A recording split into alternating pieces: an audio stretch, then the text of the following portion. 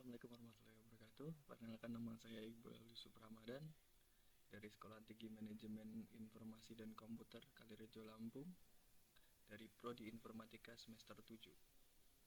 Di sini saya bakal mempresentasikan materi tentang konsep dasar kecakapan antarpersonal dengan dosen pengampu Bapak Randi Setianugraha, MPD. Oke, kita langsung saja ke materi yang pertama, yaitu pendahuluan. Nah, jadi manusia itu adalah makhluk monodualis, artinya punya dua sisi, sebagaimana individu dan sebagai makhluk sosial. Nah, sebagai individu kita punya akal, pikiran, perasaan. Kita juga bisa berpikir dan bertindak sendiri, tapi di sisi lain kita nggak bisa hidup tanpa orang lain. Nah, karena manusia itu makhluk sosial, maka kita butuh yang namanya berinteraksi. Nah, dan cara utama untuk berinteraksi adalah lewat komunikasi. Nah, lewat komunikasi kita bisa mencapaikan informasi, pendapat, dan membangun hubungan atau relasi. Kemudian komunikasi tatap muka atau face to face itu bentuk paling dasar dari komunikasi. Lewat komunikasi langsung kayak gini, kita bisa tahu ekspresi lawan bicara, emosi, tanggapan mereka dengan jelas. Nah, lanjut ke slide selanjutnya. Pengertian komunikasi interpersonal. Nah, komunikasi interpersonal itu sederhananya adalah proses pertukaran informasi antara dua orang atau lebih yang dilakukan secara langsung. Biasanya terjadi lewat percakapan, diskusi, atau obrolan sehari-hari di tongkrongan lah, di mana. Nah, kemudian komunikasi ini bisa dilakukan secara verbal, pakai kata-kata atau non-verbal. Nah, biasanya lewat gestur, mimik wajah, atau nada suara, yang kan kita tahu kalau nada suara seseorang misalnya agak tinggi itu berarti marah atau emosi, atau dia nada rendah berarti dia tenang gitu. Nah, kemudian artinya kita bisa tahu apakah pesan orang lain setuju atau malah bingung. Nah, komunikasi interpersonal yang baik bisa membangun hubungan yang menciptakan kepercayaan dan bahkan bisa mempengaruhi cara berpikir atau perilaku seseorang. Nah, kemudian selanjutnya, bentuk dan jenis komunikasi interpersonal. Nah, kalau dilihat dari bentuknya, komunikasi interpersonal itu banyak banget jenisnya. Ada percakapan biasa, kemudian dialog dua arah, sharing pengalaman hidup, wawancara, sampai konseling. Nah, menurut trading, komunikasi interpersonal dibagi menjadi 4 jenis. Ada 4 jenis. Nah, yang pertama itu interaksi intim. Interaksi intim itu apa sih? Nah, interaksi intim itu biasanya terjadi antara dua orang yang punya hubungan dekat. Nah, misalnya keluarga, sahabat, ataupun pacar. Nah, kemudian yang kedua ada percakapan sosial. Apa sih percakapan sosial? Nah, contohnya kita ambil contoh langsung aja. Obrolan ringan di kantor atau di kampus yang tujuannya sekedar menjaga keakraban. Contoh simpelnya. Nah, kemudian yang ketiga yaitu interogasi atau pemeriksaan. Itu dimana satu pihak menanyakan hal tertentu seperti atasan ke bawahan atau pihak berwenang ke pelaku kekerasan misal. Contoh. Nah, kemudian yang terakhir yaitu wawancara, bentuk komunikasi formal untuk menggali informasi, contohnya wawancara kerja ataupun penelitian. Nah, dari sini kita bisa lihat bahwa komunikasi interpersonal itu sangat beragam, tergantung situasi dan tujuannya. Kemudian kita lanjut ke slide selanjutnya. Pengertian komunikasi intrapersonal. Nah, sekarang kita masuk ke komunikasi intrapersonal.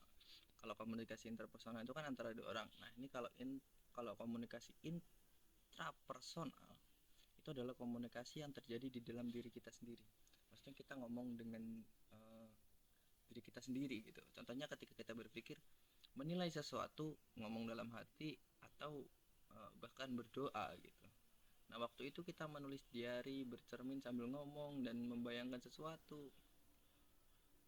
Itu juga bentuk komunikasi intrapersonal. Nah, intinya komunikasi ini adalah bentuk refleksi diri sebelum kita bisa berkomunikasi dengan orang lain. Jadi kita harus bisa memahami dan berkomunikasi dengan diri sendiri. harus bisa. Kita harus bisa berkomunikasi dengan diri kita sendiri dulu. Jadi karena di situ semua tindakan dan keputusan itu semua keputusan kita itu berasal dari situ. Gitu. Kemudian kita ke slide yang ke-6. Unsur komunikasi intrapersonal.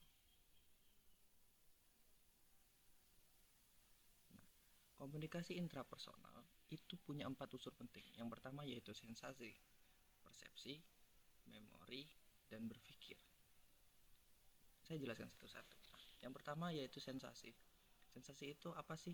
Sensasi itu adalah tahap awal saat kita menerima informasi lewat panca indera, bisa dengan melihat, mendengar, mencium, dan sebagainya.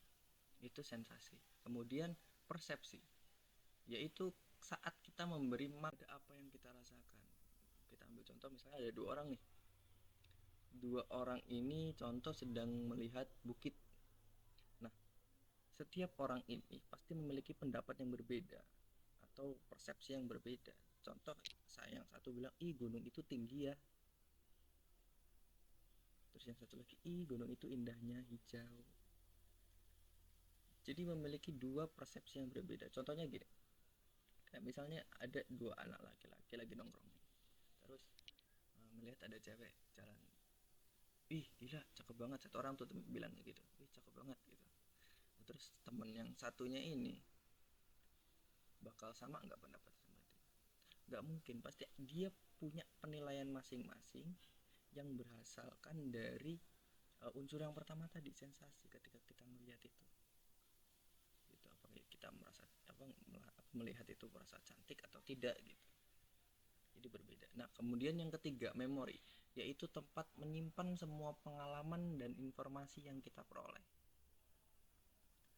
Kita ambil contoh yaitu adalah otak. Jadi ternyata daya tampung otak itu mempengaruhi hasil dari penetrasi representasi tentang sesuatu. Nah, kemudian yang terakhir adalah berpikir, yaitu proses kita mengolah semua informasi untuk mengambil keputusan atau menyelesaikan masalah.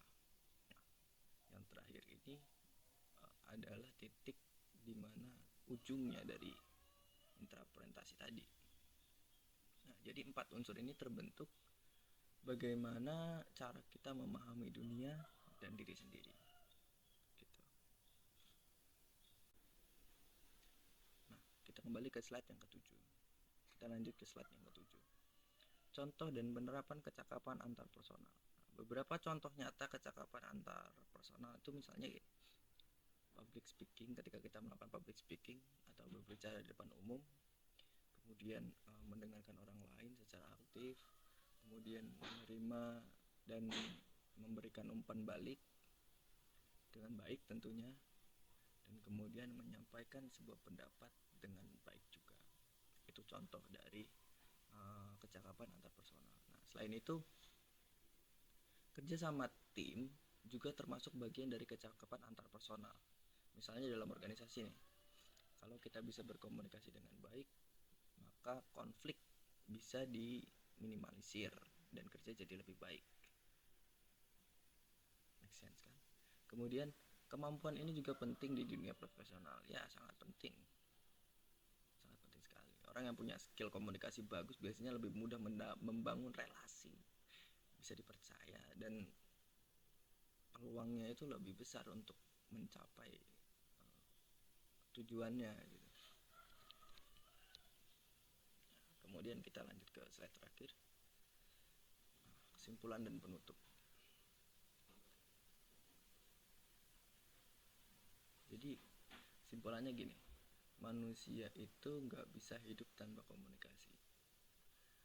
Ada 2 jenis komunikasi utama, komunikasi interpersonal yaitu dengan orang lain, dan komunikasi intrapersonal yaitu dengan diri sendiri.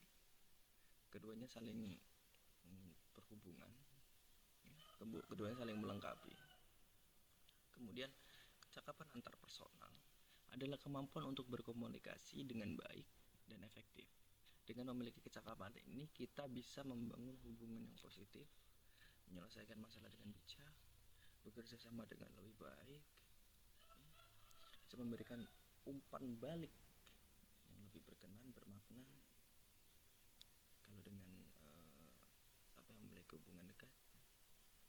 Nah, jadi yuk mulai sekarang kita latih kemampuan komunikasi kita, belajar mendengar, berbicara dengan jelas, dan menghargai pendapat orang lain. Oke, terima kasih udah nonton video ini sampai akhir. Jangan lupa like, share, subscribe kalau video ini bermanfaat. Semoga jadi manfaat.